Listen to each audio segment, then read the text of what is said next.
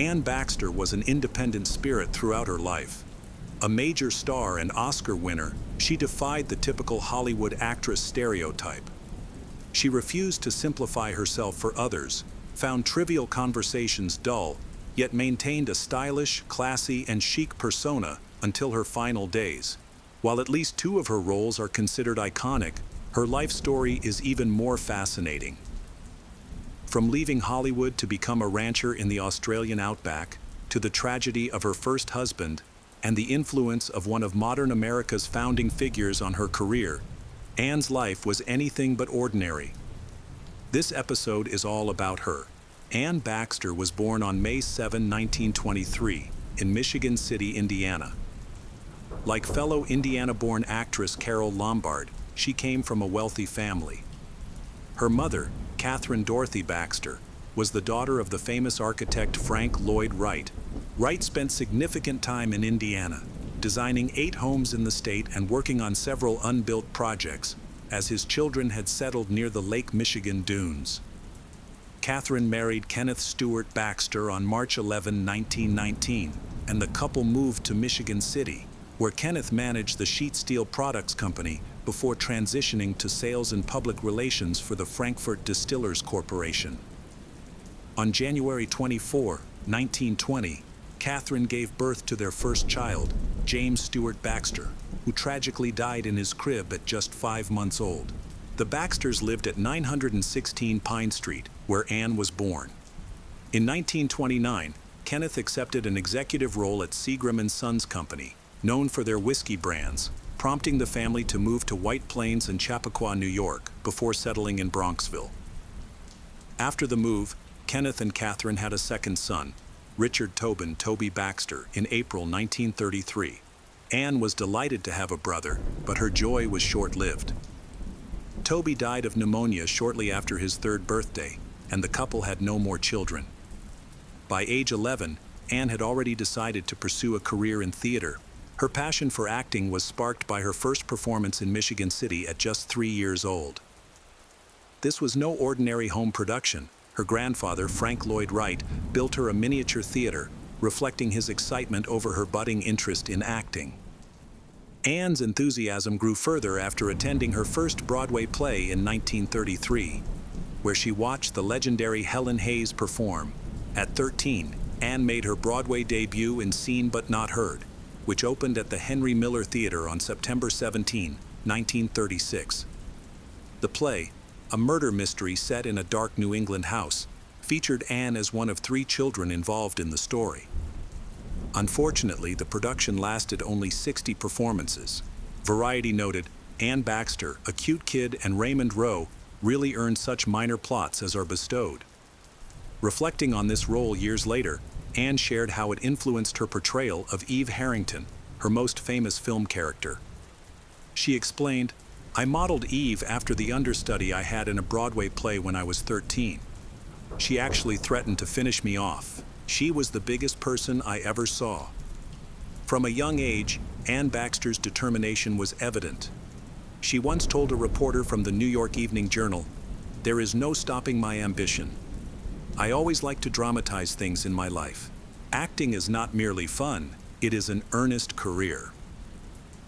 After seeing Anne perform in Seen But Not Heard, the renowned acting teacher Maria Uspenskaya invited her to join her prestigious drama school. Although Anne found Uspenskaya's rigorous training challenging, it clearly helped her grow as an actress. By the age of 14, Anne was already setting her sights on Hollywood.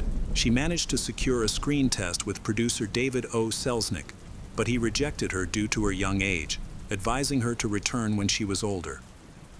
Anne was determined to follow his advice.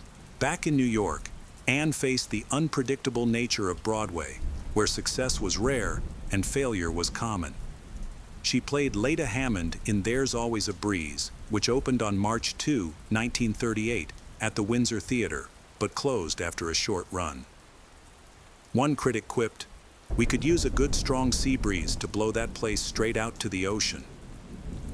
During the summers of 1938 and 1939, Anne performed at the Cape Playhouse in Dennis, Massachusetts, appearing in Susan and God and Spring Meeting. In the fall of 1938, she played Rosalie in Eva Le Gallienne's historical drama Madame Capet, which lasted only 7 performances at the Court Theatre. In August 1939, Anne returned to Hollywood to audition for Alfred Hitchcock's Rebecca. Her screen test with Laurence Olivier revealed a noticeable age gap between the two actors. This was unsurprising, as Anne was just 16, while Olivier was in his mid-30s. She didn't get the role, but her test caught the attention of 20th Century Fox, who signed her in February 1940. Ironically, just before leaving for Hollywood, Anne was dismissed from the pre-Broadway tryout of the Philadelphia Story. Katharine Hepburn, the show's star, disliked Anne and had her replaced. Reflecting on this setback, Anne later said, "Best to have failure happen early, wakes up the phoenix bird in you." Anne's 7-year contract with Fox began with a weekly salary of $350, which eventually increased to $3,000. Darryl F. Zanuck, head of Fox, first placed her in the studio school and then loaned her to MGM for a small role in 20 Mule Team, starring Wallace Beery. Anne played Jean Johnson, described as an attractive little desert flower, though the film focused more on borax mining in Death Valley. Beery criticized her for overacting, but Anne adjusted her performance to meet his expectations. Reflecting on this experience, Anne said, "Maybe an actress feels an intense loyalty to her first role. I'd wanted to be in pictures ever since I was 12, though I was fat and pudgy, had broken my nose, and was told to wear glasses, which I never did." In 1940, Anne's only film at Fox was The Great Profile, starring the declining star John Barrymore. She played Mary Maxwell, a playwright who writes a play for Barrymore's character, a fading stage actor. The film was shown as part of a double feature at the Palace Theatre and quickly faded into obscurity, though it later found an audience on late-night television. The following year, Anne graduated from University High School in Los Angeles.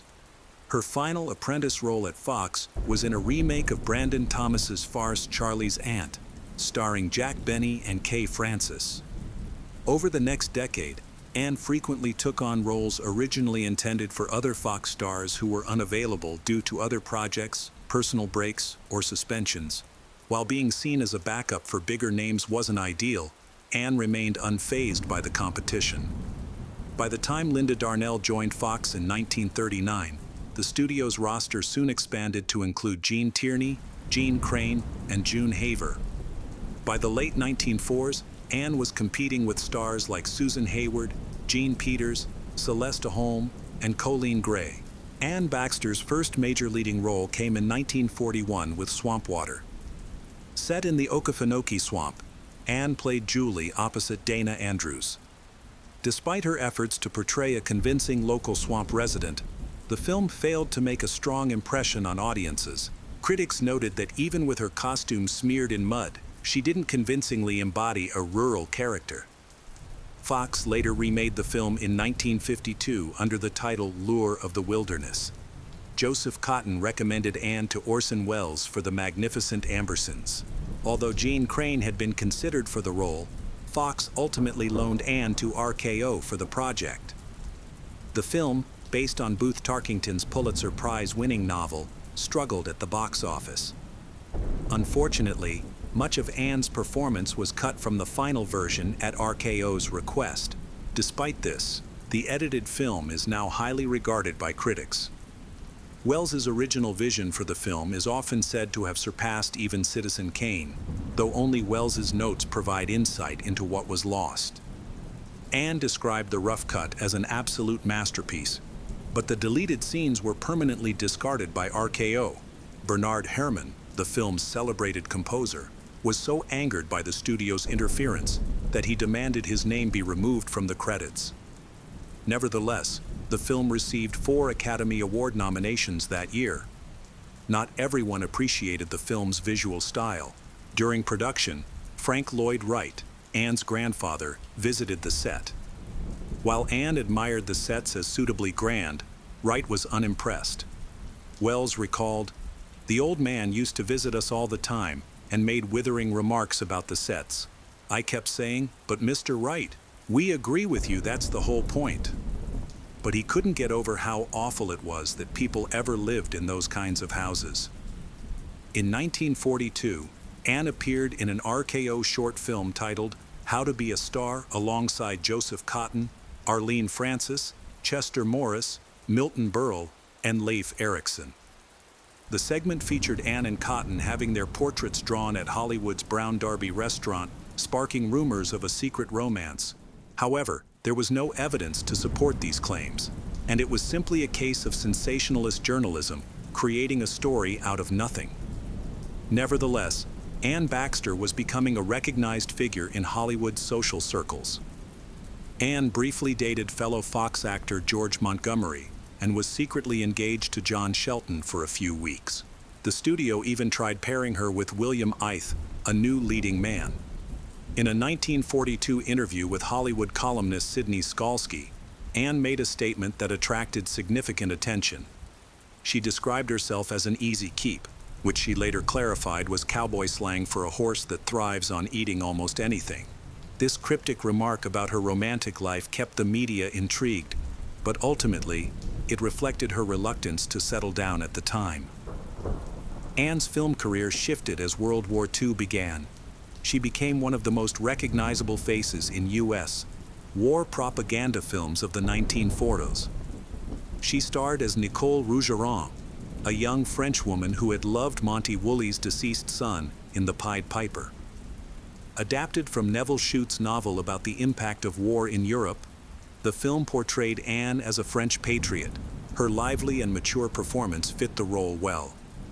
Despite its sentimental and somewhat contrived plot, the movie was well received by the Academy, earning nominations for Best Picture, Best Cinematography, and Best Actor for Woolley. In 1943, Anne starred in Crash Dive, her first Technicolor film, playing the love interest of Navy torpedo boat officers Tyrone Power and Dana Andrews. The movie was notable for its special effects, which won an Oscar. Later that year, she was loaned to Paramount for Five Graves to Cairo, directed by Billy Wilder. Set in a war-torn African oasis hotel occupied by Nazis, the film featured an exciting but highly implausible story. Erich von Stroheim played the infamous General Erwin Rommel, the main draw for audiences. Anne played Mouche, a French woman bitter toward the English, who develops a romance with Franchoton's character. Like many during the war, Anne's political views began to take shape. She became a dedicated Republican, drawn to the ideals of Thomas E. Dewey, then governor of New York and a rising star in the party. Dewey was a tough politician, known for taking on New York's criminal underworld, successfully prosecuting notorious mobster Charles Lucky Luciano. As a moderate Republican, Dewey garnered support from various Hollywood stars, including Anne, who was one of his most enthusiastic backers.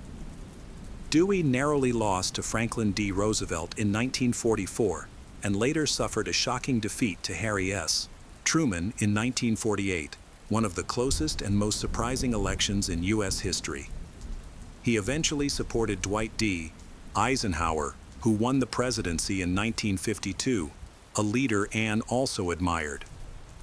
Interestingly, despite her admiration for Dewey's fight against organized crime, Anne would later date a man who embodied the very type of criminal Dewey sought to put behind bars.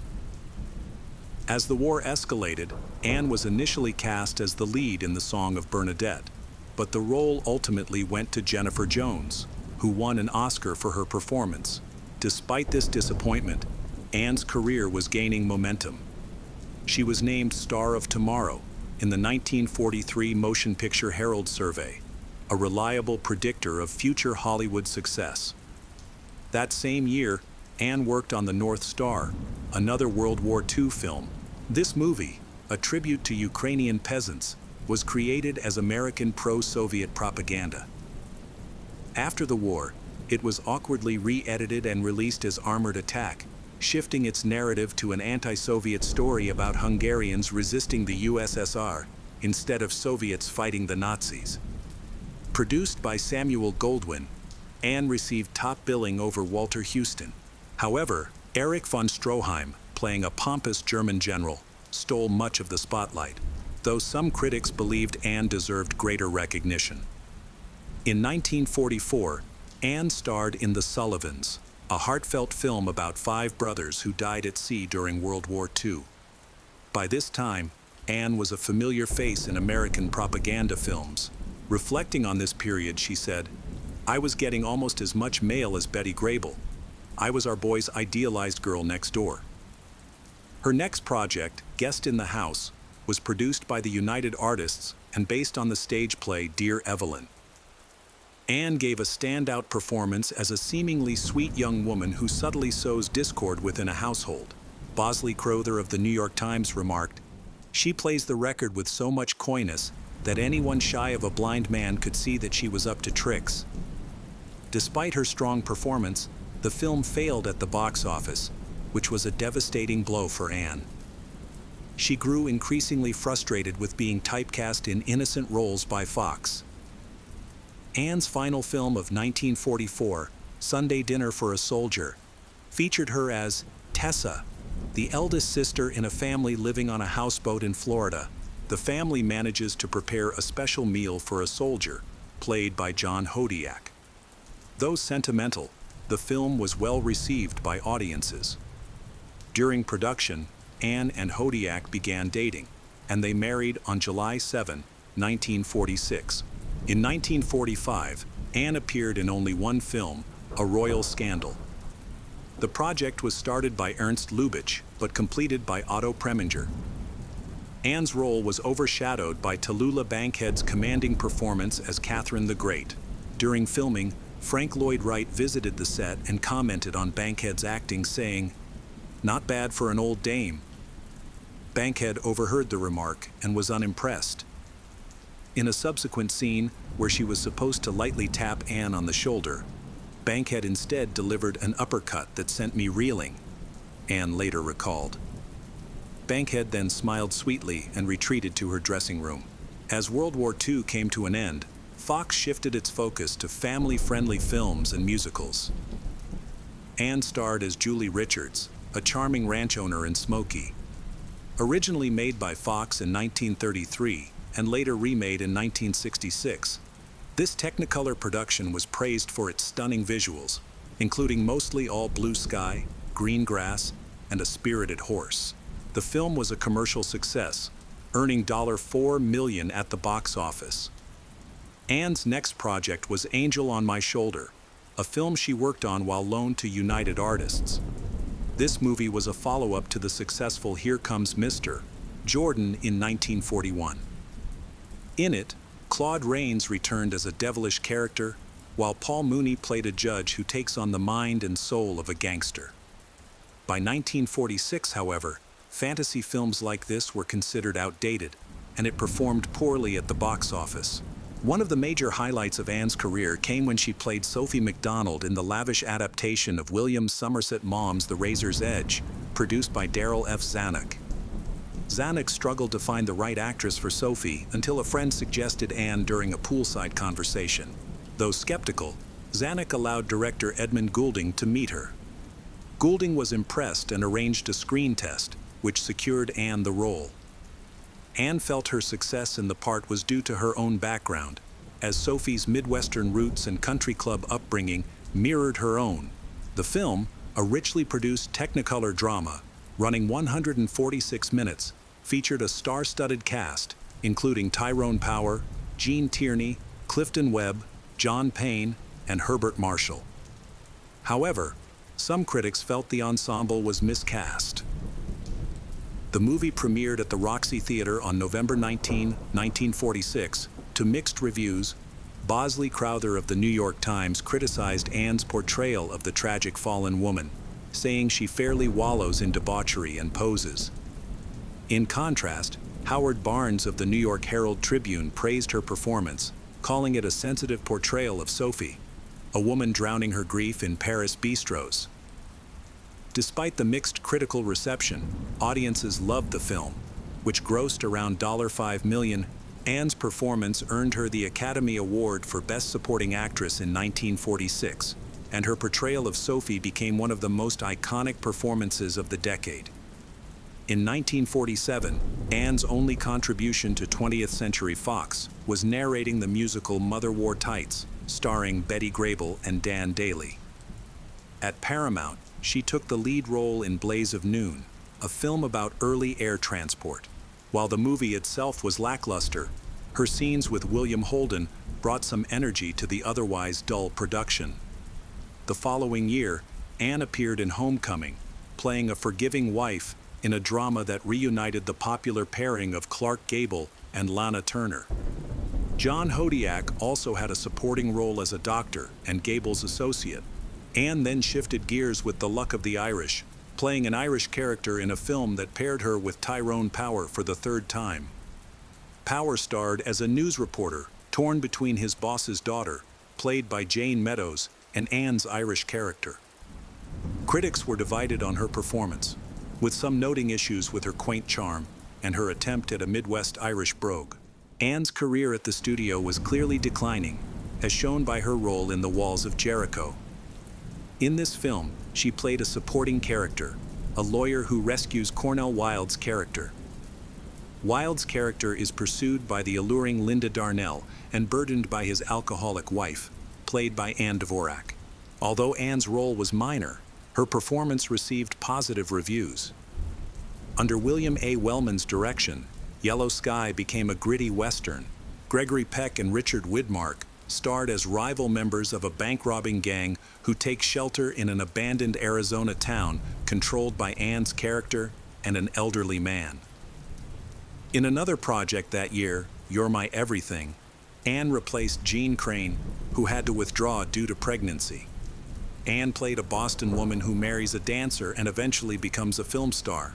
As the new decade began, Anne hoped for a breakthrough role to revitalize her career. However, her first film of the year, A Ticket to Tomahawk, was more notable for a brief appearance by a then unknown actress, Marilyn Monroe, than for Anne's performance. Despite this disappointing start, Anne remained optimistic about her prospects. She soon held her own opposite the legendary Bette Davis, who had stepped in to replace Claudette Colbert at the last minute. Anne herself was also a last-minute replacement for Jean Crane, who was again unable to take the role due to pregnancy. At the time, Crane was one of the biggest stars of 1950, and her absence was a significant letdown for producer Darryl F. Zanuck. Reluctantly, Zanuck gave Anne the opportunity, though he doubted her ability to handle the role. He believed Anne, who had spent a decade playing likable supporting characters, lacked the big virtuosity required for the part. However, he was proven completely wrong. Anne delivered a stunning performance in All About Eve, transforming the title character into one of the most brilliant and sinister figures in film history, a character who remains captivating to this day. Zanuck was frustrated about being pressured into giving Marilyn Monroe a role by her persistent agent. He believed Monroe was only suited for comedic roles, but eventually allowed her to take on a small part. On set, Monroe was intimidated by Bette Davis, and during the 11th take of the theater lobby scene, Davis unleashed one of her trademark fiery tirades. Overwhelmed by anxiety and stress, Monroe fled the set and vomited. All About Eve premiered in New York City on October 13, 1950, to critical acclaim.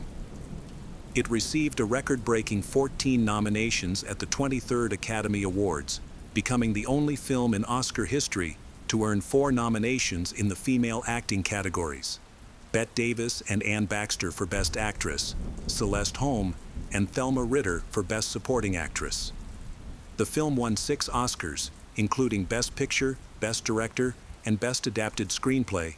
Anne Baxter was thrilled with her role, saying, "I was good. I was respected. I had a great part. The script was superb. The actors were perfect and perfectly cast. Even me, and I wasn't always." Bette Davis praised Baxter's performance, noting, "Anne was really playing a double role, one thing on the surface, another underneath. I called it the suite. Her part was more difficult than mine." The success of All About Eve marked the high point of Baxter's career, but finding roles that matched her talent became increasingly challenging. While filming Follow the Sun, Baxter was secretly pregnant, but still delivered an excellent performance as the supportive wife of golfer Ben Hogan, played by Glenn Ford. She gave birth to her daughter Katrina on July 9, 1951. However, her pregnancy caused her to lose the lead role in 20th Century Fox's People Will Talk to Gene Crane, reversing their roles from All About Eve. In 1952, her final year at Fox, Baxter appeared in 3 films. In The Outcasts of Poker Flat, a remake of a Bret Hart story, she played Cal, a long-suffering woman, although Cameron Mitchell stole much of the spotlight. In the domestic comedy My Wife's Best Friend, both Baxter and her co-star MacDonald Carey struggled with comedic timing. Her last Fox film was O. Henry's Full House, where she portrayed Joanna, a desperately ill woman, in the sentimental segment The Last Leaf, alongside Jean Peters as her devoted sister. During this transitional phase in her career, Baxter reflected in Time magazine, "I've been presented as terribly nice, a good actress, wife, and mother. This is wonderful, but it's not interesting, is it?" She expressed a desire to be seen as sexy rather than wholesome, telling a reporter she preferred fan mail that said, "Let me have your bra strap for my memory book." Her marriage to John Hodiak suffered as her career eclipsed his, and they divorced on January 27, 1953.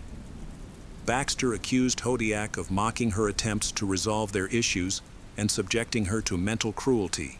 She received a modest alimony of $1,350 a month for their child, plus $50 a month for a trust fund. Baxter described their relationship as basically incompatible, but later reflected in her memoir, "I had loved John as much, but we eventually congealed in the longest winter in the world daily estrangement. Things unsaid. Even a fight would have warmed us. To my shame, I'd picked one at last in order to unfreeze the word divorce." Baxter, who had struggled to make a significant mark during her time at Fox, became increasingly outspoken. Known for her intelligence, political awareness, and status as the favorite granddaughter of architect Frank Lloyd Wright, she refused to comply with the studio's expectations to shut up and look pretty. Speaking to the Associated Press, she remarked, "I said that most conversation in Hollywood has a boring sameness. It's all shop talk. Nobody talks about anything but the movie business. After working in it all day, it bores me to still go to a dinner party and hear nothing but talk about the recent movies." Free from the constraints of studio contracts, Anne decided to work independently. She signed a 2-film deal with Warner Brothers and was cast in Alfred Hitchcock's I Confess, which was filmed in Quebec. The movie starred Montgomery Clift as a priest caught in a murder investigation, while Anne played a married woman who had once been in love with him before he became a priest. However, the film was dark in tone and did poorly at the box office. Hitchcock was notably unhappy with Anne's casting. In an interview with François Truffaut, he revealed, "I didn't want Anne Baxter for the lead. I wanted Anita Björk, who had played Miss Julie. But Warner Brothers rejected her, sent her back to her fiancé, and informed me by phone that Anne Baxter had been assigned to the role. I met her for the first time a week before filming at the Chateau Frontenac." Comparing Anita Björk to Anne Baxter, wouldn't you say that was quite an awkward substitution? Despite this setback, Anne returned to Hollywood undeterred. Having dyed her hair blonde, she pulled off a publicity stunt that caused a media frenzy.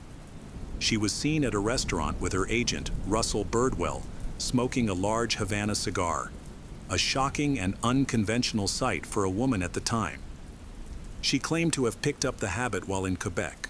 The stunt succeeded in grabbing attention, putting her back in the spotlight, and reviving her marketability. In 1953, Anne starred in The Blue Gardenia, a film directed by Fritz Lang. In this melodrama, she played a lonely telephone operator who, after a blind date and heavy drinking, wakes up accused of murder. While some critics focused more on Anne Sothern's return to the screen, the film remains a notable entry in Anne's career and is still worth watching. That same year, Anne replaced Agnes Moorehead in the stage play John Brown's Body, joining a touring production alongside Tyrone Power and Raymond Massey. She stayed with the production for 5 months, and then traveled to Europe to star in Carnival Story for RKO. In this bleak melodrama, she played Willie, a struggling German woman who joins an American carnival touring post-war Munich and falls in love with Barker Steve Cochran. Next, she appeared in Bedeviled, her first film in CinemaScope. In this movie, Anne adopted a slimmer look and played Monica Johnson, a nightclub singer caught up in a murder plot. In 1955, Anne moved to Universal and appeared in One Desire. This Western, set in a 1910 Oklahoma oil town, featured Rock Hudson as her romantic interest. The role had initially been intended for Lana Turner, and then for Anne's old rival Jean Crane, who had recently joined Universal, but it ultimately went to Anne. However, the film did little to boost her career. The end of her marriage and her departure from the studio system were meant to be liberating, but neither turned out as she had hoped. After separating from John Hodiak, her most notable romance was with Filippo Autolitano, an Italian-American mobster linked to the Gino crime family. At the time, the family wasn't yet known as the Gambino family and was still led by the infamous Albert Anastasia, former head of Murder, Inc. The relationship was brief, and part of its allure may have been its defiance of her previously strong anti-mafia political beliefs. Tragedy soon struck, plunging her into emotional turmoil. On October 9, 1955, John Hodiak died suddenly of a heart attack at his parents' home in Tarzana, California, shortly after completing the film On the Threshold of Space. His untimely death at the age of 41 was a shock. The following year, Anne sought to secure his $25,000 estate for their daughter, Katrina, but her claim was contested by Hodiak's parents. Anne had the opportunity to return to a stable career for financial security, but she resisted the constraints of long-term studio contracts. She continued to move between studios, turning down offers that promised professional stability. She explained, "They're not for me. I don't want them nor the professional security they contain. I don't want my life to be a calm, steady stream, and that's what it would be if I signed any of those contracts." Instead, she worked on a low-budget film directed by her agent, publicist, and boyfriend, Russell Birdwell. Their relationship was passionate and ambitious, as evidenced by 175 letters from Anne to Birdwell, now preserved at Princeton University Library. Together, they even founded Baxter Birdwell Productions. However, their partnership was short-lived, ending in 1956 when their relationship fell apart. Anne's career saw a major turning point when she took on a prominent role in the remake of The Ten Commandments. This performance became a defining moment in her career and validated her unconventional approach to choosing roles. In Cecil B. DeMille's epic, she portrays Nefertiti, a captivating princess entangled in a power struggle between Yul Brynner as Ramesses and Charlton Heston as Moses. Her elaborate costumes and radiant appearance marked a return to form. While some critics dismissed her portrayal as overly sexualized, the criticism faded when the film began airing on television. Reflecting on her role, Anne remarked, "Nefertiti ruled the glamour arena some 3,200 years ago, and it's surprising how much the ladies of that day knew about the art of stalking a man." The film, celebrated for its spectacular visuals and sets, has become a timeless classic, broadcast every Easter for decades. Anne's performance restored her reputation in Hollywood and highlighted her enduring beauty. She attributed her youthful appearance to simple habits, particularly adequate rest. In 1956, reflecting on her career, Anne said, "I remember asking myself why I wanted to be an actress. I thought I knew for years. It was the challenge, always the challenge. On the screen, it's you up there, and you're asking the audience if you're justifying yourself, if you're interesting enough to hold their attention, if you have a unique identity and the talent to make it worth their while to watch you, wonder about you, and maybe even be won over by you." In 1957, Anne appeared in Three Violent People, a fairly unremarkable Western, where she played a woman with a troubled past who marries Charlton Heston. The role attracted attention when she fell off a wooden horse during a costume fitting with designer Edith Head. Later that year, Anne returned to the stage in Carson McCullers' play, The Square Root of Wonderful. It premiered at the National Theatre on Broadway on September 30, 1957, but closed after just 45 performances. Adding to her misfortunes, her apartment was robbed of $110,000 worth of jewelry during one of the performances. In 1958, Anne was initially cast in the film Too Much, Too Soon, based on Diana Barrymore's life, but she declined the final script and was replaced by Dorothy Malone. Instead, she appeared in Chase, A Crooked Shadow, a modest thriller produced by Douglas Fairbanks Jr. The film had a quiet release at Manhattan's Little Carnegie Theater in early 1958 and quickly faded from public attention. That same year, Anne began working extensively in television. She appeared in Playhouse 90, The Right-Hand Man with Dana Andrews, and Stopover on TV Theater. She spoke highly of television, calling it the greatest entertainment smorgasbord in the world. It dishes out twice-baked beans with caviar. When asked about her work across TV, theater, and film, she said, "I love to work in all mediums. I suppose that might sound greedy, but I'm dedicated to being better than good. Just once in my life, I want to turn in one really fine performance from start to finish." In London, Anne starred in Alec Copple's play, The Joshua Tree, which premiered at the Duke of York Theatre on July 9, 1958, and ran for 3 months. The play, centered on an insurance fraud scheme, received mixed reviews. In 1959, Anne traveled to Australia to film Summer of the 17th Doll, later retitled Season of Passion, alongside John Mills, Ernest Borgnine, and Angela Lansbury. While in Australia, friends tried to introduce her to a local rancher, Randolph Galt, but he was in the Philippines at the time, and Anne soon forgot about him.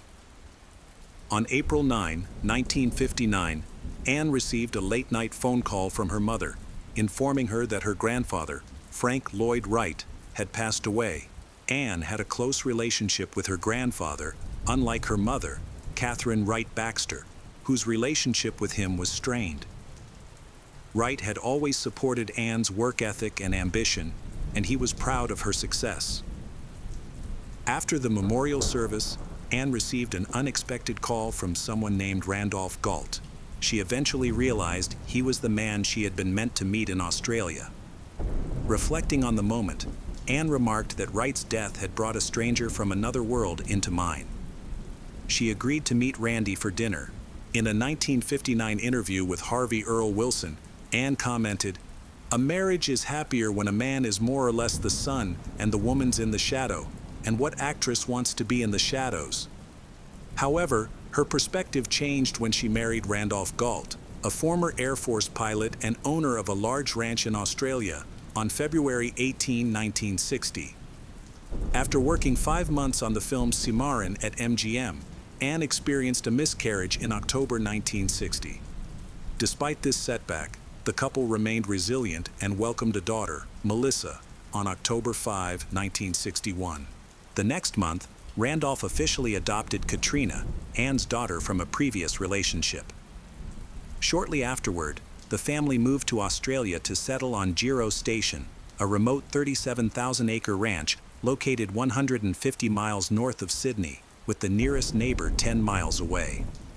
The isolation proved challenging for Anne, but she adapted to managing household and ranch duties, a stark contrast to her former life as a Hollywood actress with roots in American high society. She explained, "We make our own electricity. There are no push-button kitchens, no frozen foods. Our groceries come by delivery truck twice a week, along with the mail. I do all the cooking. Help is hard to get in Australia."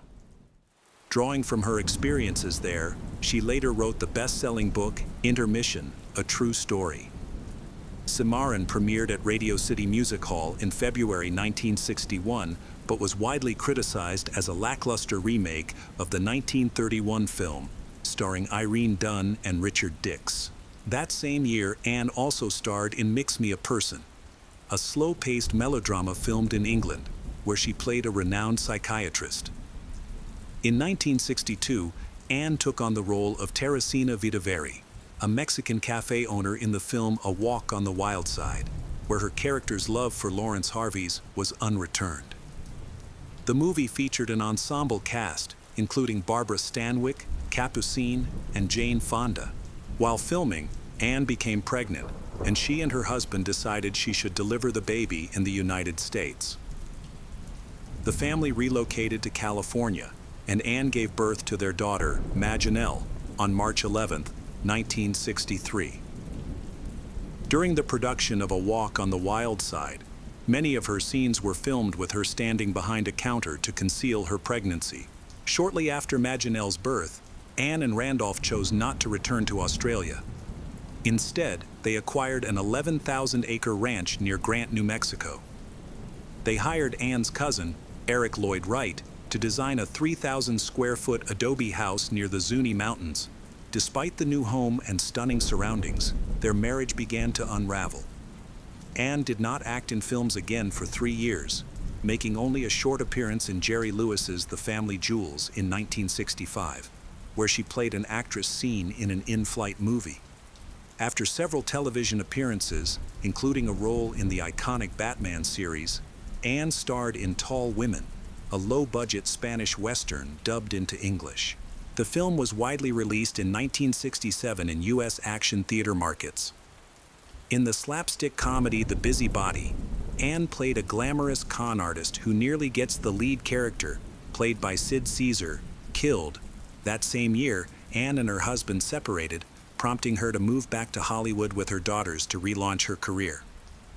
Reflecting on her past decisions, she said, "I gave up my career because I was very much in love. My husband didn't want me to give it up. I think he was wiser than I was." About her time in Australia, she added, "It's an unpardonable thing to leave."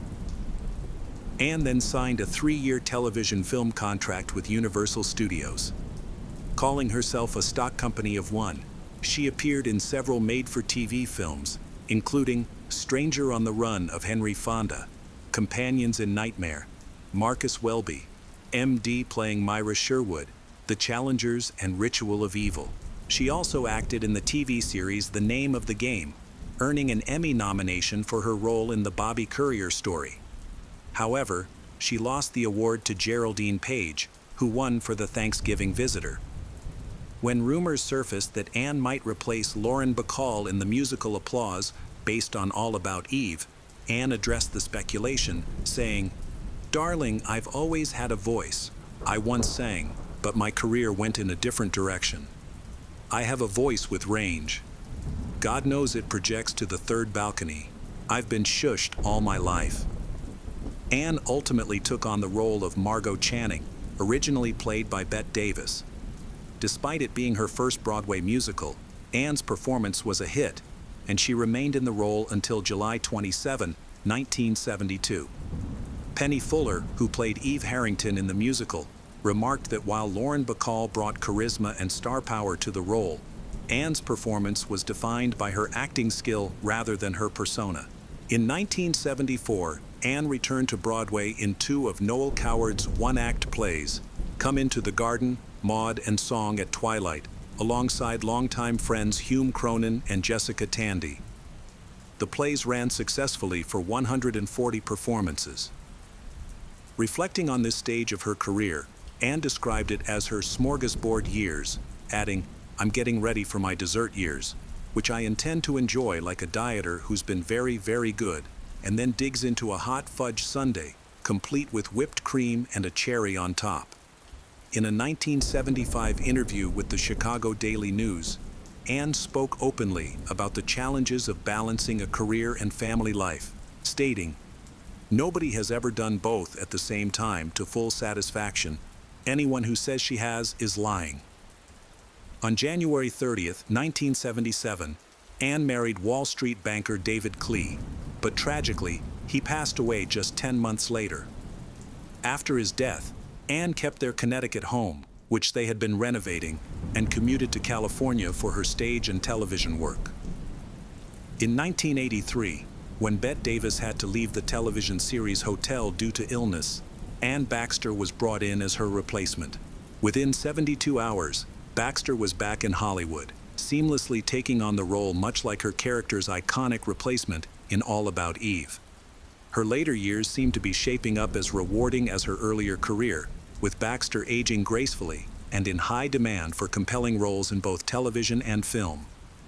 However, before she could fully cement her status as a revered Hollywood veteran, tragedy struck.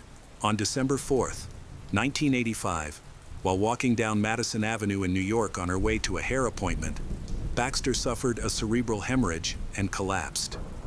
She had paused to hail a taxi, but this would be the final act of her life. She passed away 8 days later at Lenox Hill Hospital at the age of 62, never regaining consciousness. At the time of her death, she had just signed a contract with William Morrow Publishing to write a book about her family's legacy. As per her wishes, her ashes were scattered beneath an apple tree in Spring Green, Wisconsin, near her grandfather's famous Taliesin estate. No funeral was held. Reflecting on her passing, co-star Connie Sellecca said, "I adored her and loved working with her. Her death is a great loss to me personally and a tremendous loss for the show." Charlton Heston added, "The world has lost a remarkable actress and a significant star. Anne was a stimulating actress to work with and a fine woman as well. I will miss her." In interviews, Anne often expressed her philosophy. "I'm an actress, not a personality. It's more successful to be a personality, but can you bring that to every role? I don't spill over into everything I do. I do what I do from inside someone else's skin." Welcome to our channel. Today, we will learn about the life of MAILA NURMI, a Finnish-American actress known by her stage name, Vampira. While many actors take years to build a remarkable career, MAILA only needed one extraordinary night to create a legacy. Best known for her role as Vampira, the host of the first horror show on television, MAILA's life was like a Halloween celebration, both thrilling and challenging. Born to a Finnish immigrant father and a Finnish mother, MAILA aspired to be an actress and performed briefly on Broadway. She was cast in the play Catherine Was Great, but was abruptly fired at the request of Mae West, who felt threatened by her talent. Fortunately, she found success in other fields. Before becoming famous as Vampira, MAILA gained recognition for her role in a horror show on Broadway called Spook Scandals. In that show, she played a seductive woman who lies in a coffin, screams, faints, and wanders around a cemetery, experiences that eventually inspired her most iconic character. In 1953, MAILA attended a costume ball that would change her life. She attended the annual costume fundraiser wearing a costume she made herself and stole the show. Her outfit, inspired by Morticia Addams, featured a tight black dress that she cut and sewed herself, and she won first prize at the event. While she basked in her victory, she had no idea that she had achieved so much more. MAILA and her husband, screenwriter Dean Riesner, aimed to catch the attention of cartoonist Charles Addams with her Morticia-inspired costume, hoping to demonstrate the potential for adapting his work for television. While their plan failed, something even more remarkable happened. MAILA may not have impressed Charles Addams, but she did charm television producer Hunt Stromberg Jr., who was looking for a host for his late-night horror show featuring low-budget films. Stromberg saw MAILA, a pale Gothic woman in a tight black dress, and realized she was the perfect fit for his show. Desperate for a chance to appear on TV, MAILA quickly began to refine her costume and develop her character as a host. In addition to Morticia Addams, her inspirations included Vampira, the Evil Queen in Snow White, and the Dragon Lady in Terry and the Pirates. She eventually became the inspiration for Maleficent in Disney's Sleeping Beauty. She appeared on TV wearing a striking jet black wig and a torn black dress with a plunging neckline. Her look was completed with painted-on arched eyebrows and long black claw-like nails. But MAILA had more than just her unique appearance. she had a captivating presence. On May 1, 1954, the Vampira show premiered, bringing something truly extraordinary to 1950s audiences. No one had seen anything like her before, and her appearance was only part of the story. MAILA did what even her producers suspected she couldn't do. She got audiences to tune in every night to watch low-quality horror films. Rather than pretending that the films were good, Vampira embraced their poor quality, poking fun at them while introducing each show. Her dark, witty humor resonated with audiences, making the Vampira show an instant success. Within weeks of its debut, MAILA had been featured in articles and photos in TV Guide, Newsweek, and Life magazines. She even took part in a promotional stunt, traveling around Hollywood in a vampire costume in a 1932 Packard touring car, waving to curious and confused onlookers. MAILA quickly became associated with Hollywood icons such as James Dean and Elvis Presley. However, her story, reminiscent of a Gothic Cinderella tale, took a disappointing turn. Her brief moment in the spotlight ended in 1955 when her show was canceled after just 1 year, because she refused to relinquish the rights to her character. This marked the beginning of a long struggle for MAILA to protect those rights from those who wanted to exploit her vampire persona, despite the woman who had brought her to life. Nuri, a charming and alluring character, inadvertently attracted many stalkers and disturbing individuals. She endured several terrifying incidents that left her traumatized. One notable incident involved a fan who wrote to her, claiming that they would sacrifice a cat in her honor. The cat's body was found on her doorstep shortly afterward. In 1955, shortly after her show ended, a stalker broke into her apartment and held her captive for nearly 4 hours. Fortunately, she managed to escape and sought help. However, her problems did not stop with the stalkers. Her personal life was also in turmoil. At the beginning of her career, her husband, Dean Riesner, was very supportive. Not only did he accompany her to the life-changing costume party, but he also gave her the name Vampira. But as MAILA's fame grew, Dean's support waned, leading to their divorce by the time Vampira was canceled. After her divorce from Dean, MAILA quickly remarried twice. In 1958, she married actor John Brinkley, but they divorced in 1961. Soon after, she married Italian actor Fabrizio Mioni, who also became her ex-husband. After the show Vampira ended, MAILA largely disappeared from the public eye, although she made several unsuccessful attempts to revive her Vampira character. In 1959, she played Vampira in the science fiction thriller Plan 9 from Outer Space, which was written, directed, and produced by Ed Wood.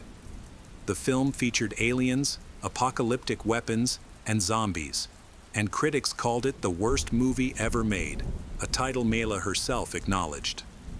Although it later gained a devoted following due to its notoriety, this did not work in MAILA NURMI's favor. MAILA was a talented and versatile craftswoman who dabbled in many different trades. Even after her acting career ended, she found ways to support herself. In the 1960s, she opened an antique shop called Vampira's Attic, created handmade jewelry and clothing for celebrities, and even ran a linoleum flooring installation business. Despite her resourcefulness, she eventually ran into financial difficulties. Although she lost her celebrity status, MAILA maintained relationships with some famous friends, though they were more persistent than she would have liked. In the 1970s, she struggled financially, but her good friend Marlon Brando helped by paying her phone bill. His motives were somewhat selfish, as he was very close to MAILA and often entered her apartment through the window. According to the Los Angeles Times, Brando paid her bills so he could call her any time to talk about his favorite subject himself. In 1981, KHJ-TV revived the Vampira character for a television project and approached MAILA, the original creator, with the promise of an executive producer credit. However, MAILA was let go when the network hired Cassandra Peterson to play Vampira without consulting her, a decision that upset MAILA. After MAILA left, the network could no longer use the Vampira name, so they created a new character, which led to the production of Elvira's movie Macabre. In this show, Peterson played Elvira, a creepy hostess, and while not entirely original, enough changes were made to avoid violating MAILA's rights. However, Peterson's Elvira clearly borrowed elements from Vampira's puns and mannerisms, which angered MAILA. MAILA argued that Peterson copied various elements of Vampira, including her unique dark dress, horror movie props, and distinctive personality. Determined to fight back, MAILA took her case to court, suing Elvira's movie Macabre for copyright infringement. However, her lawsuit was unsuccessful. The court found that while Elvira resembled Vampira, she was not an exact copy. This decision was a significant blow for MAILA, especially considering the immense success of Elvira's movie Macabre. Elvira achieved far greater popularity and acclaim than Vampira, with her show running for 5 seasons, unlike Vampira's single season. Elvira's achievements even led to Peterson starring as Elvira in the feature film Elvira, Mistress of the Dark. In 2001, MAILA, 79, was barely making ends meet while fiercely guarding her rights to Vampira. She had only authorized a handful of sales contracts for Vampira during her lifetime because she did not trust anyone else with her creation. She painted portraits of Vampira herself and sold them along with other autographed memorabilia on eBay. Unfortunately, this was a necessity for MAILA, who was living in poverty at the time. After several encounters with stalkers, including a home invasion, MAILA became extremely concerned for her safety and had no means of improving her living conditions. With limited options for making money, she isolated herself from the outside world. In her later years, MAILA lived in obscurity, even as Vampira grew in popularity. As author Walter Scott notes in his book Vampira, Dark Goddess of Horror, Vampira flourished, but MAILA felt increasingly distant from her own creation.